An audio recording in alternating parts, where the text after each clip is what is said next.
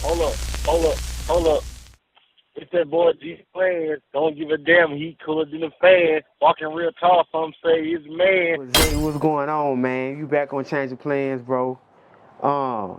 Everybody always requesting our interviews. For sure. You know, even though we might take little breaks, they always looking for a Zay interview, man. But other than that, man, how you doing? Happy New Year. What's popping, man? Same to you, ditto. I'm blessed, bro. I mean, I'm here, I can't complain.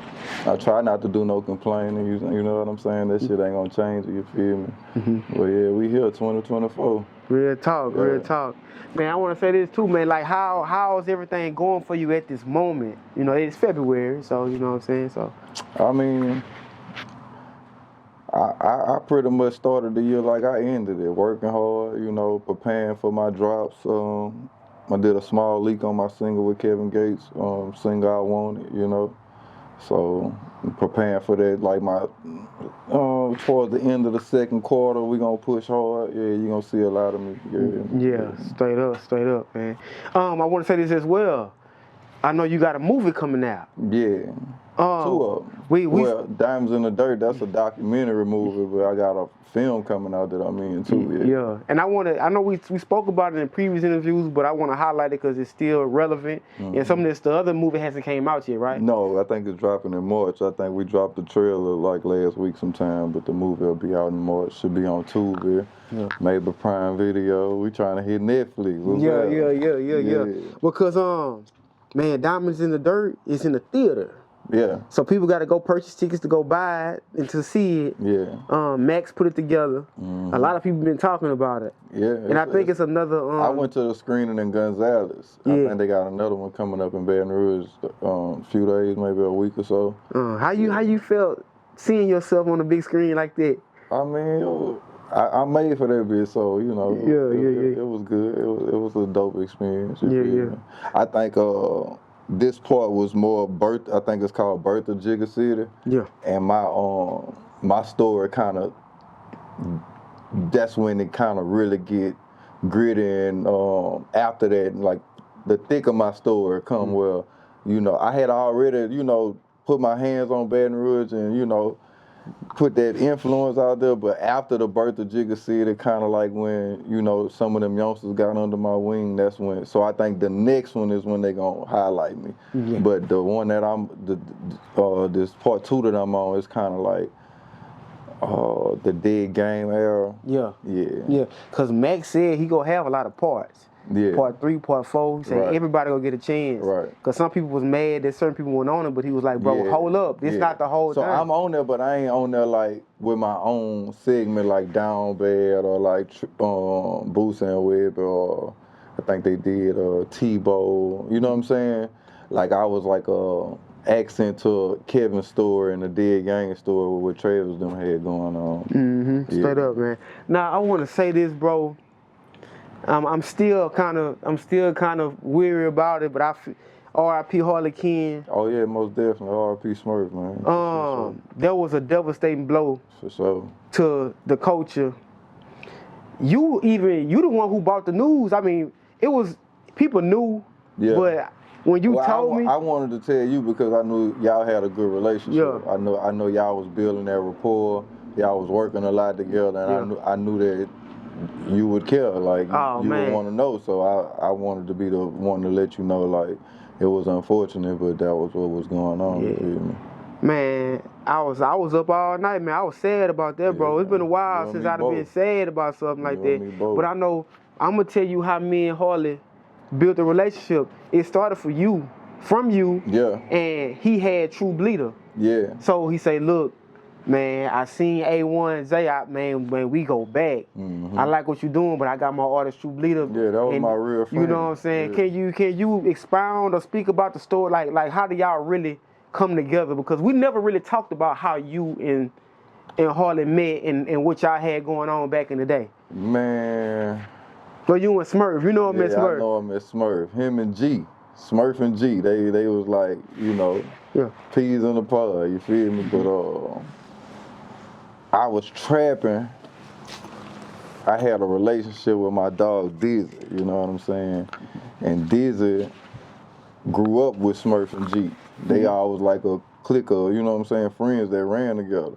So basically, our cliques mesh, you know what I'm saying? So Dizzy had all them, and then it was me and Mister and the Ville Boys and Parktown Bone, you know what I'm saying? There was just a lot of niggas around me at the time.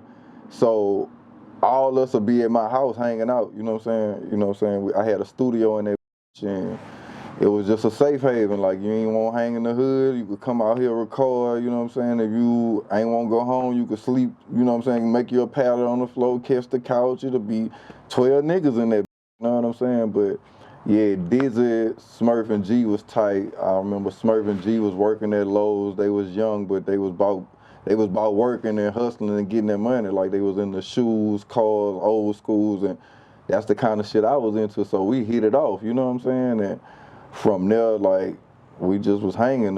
We hung for like 2 summers of, like, you know what I'm saying? We drinking that syrup, like, just talking about shit we was trying to do. And Smurf and G wanted to throw parties, you know what I'm saying? And they came up with Around the Clock, and then they ended up getting a club downtown. And shit, it was the same time Mister was popping, and that shit was coinciding together, like going hand in hand. And shit, they made magic, you feel me? And from there, shit, Harley K was created, you feel me?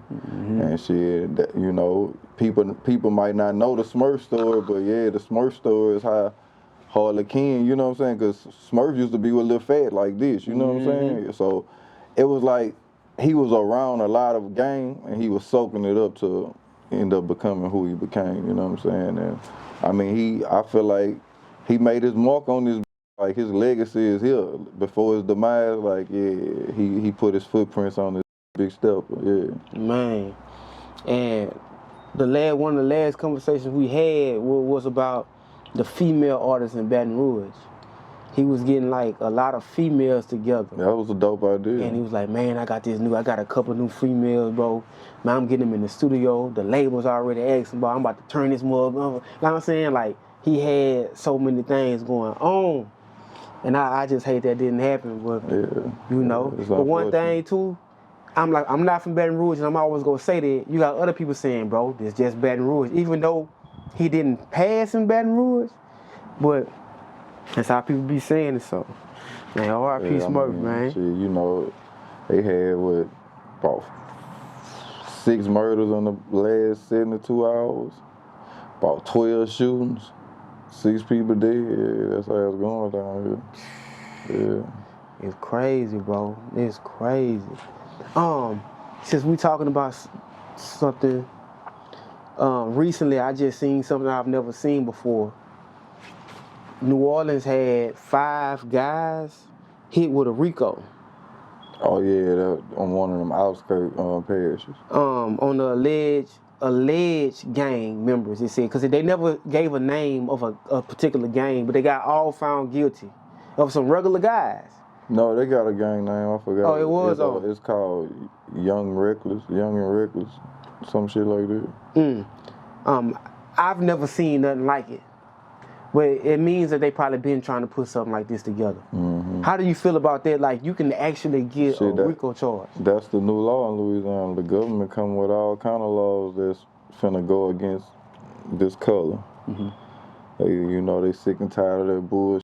They finna come with, I mean, we ain't got gangs down here for real, but if they can make it look like a gang, they gonna be them RICO charges coming for sure. And they on that kick where if you doing social media where it's like correlating to a crime, they finna be able to use it. Yeah, that shit passed this week. The law that? Oh, yeah. Yeah, you know I work in the system, so I be catching shit like it's some shit going on that niggas don't know. Y'all better be prepared for some shit, like, and they got like the laws that they had back in the Gap where they could like profile and pull you over, but depending on your record, like handle you bad and search the car and no probable cause. Oh yeah, all that's back in effect. So I'm assuming that we were supposed to vote on that. Like, do we have a chance to vote on it? I'm sure we did, but you know we ain't gonna vote. I didn't see anything about it. Now, I think I seen the guy Gary Chambers, I think that's his name. Mm-hmm. I think I seen him speak about it, and I didn't even listen to the whole video. But I was like, man, when we supposed to vote on this? Like, I didn't know. Yeah, so, it's for real though. Dang, that's crazy.